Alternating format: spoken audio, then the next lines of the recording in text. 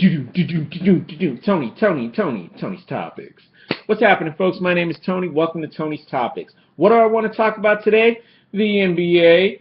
Okay, so last night, I guess we'll call this concept an adaptation. Last night, so I'm watching the Clippers play the Spurs, right? It's a good game. The Clippers are leading for most of the game, and it looked like they were going to pull it away. You know, it looks like they were going to take it on home, but yet they dropped the ball in the last quarter and lost. So, the question is, what do you learn from this? Okay, well, the first thing I noticed when I was watching the game last night is that the Spurs made an adaptation to the Clippers. They recognized that Chris Paul was the leading scorer of the Clippers in the games that they had won. He was their biggest threat. So what did they do? They made Kawhi Leonard guard Chris Paul. Now, Kawhi Leonard is a small forward, like your medium-sized player, and Chris Paul is a point guard, the smallest-sized player. But Popovich had no problem putting Kawhi Leonard, his best defender, on Chris Paul. Okay, and by the way, Kawhi Leonard leads the league in steals. Now, with that, for the most part, for the first quarter, Chris Paul was almost kind of shut out. I think he might have got 2 points in the first quarter. So Kawhi Leonard was really putting some lockdown defense on him. Granted, later on, Chris Paul was able to build it up and score anyway because he's an amazing player. But the bottom line is adaptation. Popovich changed up his game plan by putting Kawhi Leonard on Chris Paul. And that was, that wasn't all. He's using the Hack-a-Jordan strategy. Face it, DeAndre Jordan is probably one of the most busted centers in the game, but he has issues shooting free throws. Like he shoots maybe 33%. Like last night, I think he was shooting closer to about 50%. Bottom line, the Hack-a-Jordan strategy will work. If they're willing to trade 1 point if he hits a free throw, 1 point there versus they're scoring 2 points or maybe even 3 points. It allows the Spurs to get a lead. So, at first I was like, man, that's cheating, Popovich.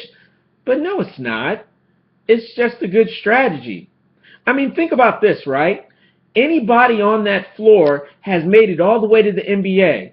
And really, anybody who makes it to the NBA should be pretty consistent shooting free throws.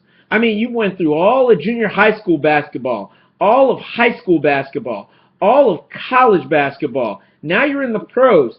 Yeah, you should be pretty accurate shooting a free throw. So, honestly, at first I thought it was cheating, but no, it's not. It's just good strategy.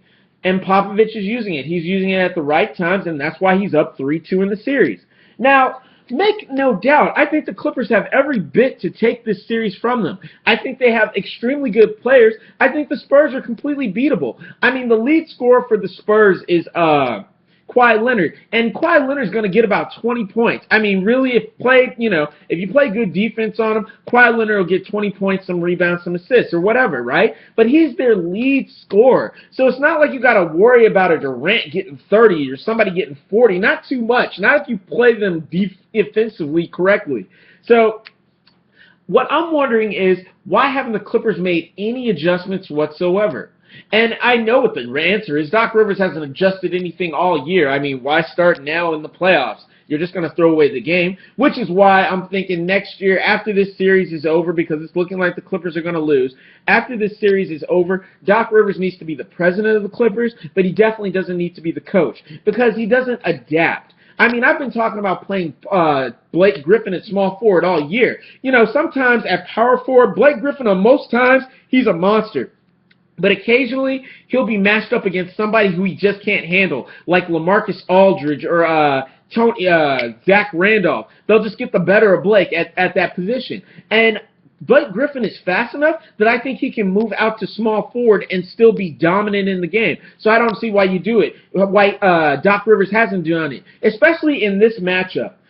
Kawhi Leonard is the top scorer for the Spurs. If you shut down Kawhi, you shut down the Spurs. If you can hold Kawhi under 20 points, you pretty much shut down the Spurs. So why don't you put Blake Griffin to guard Kawhi Leonard? Seriously.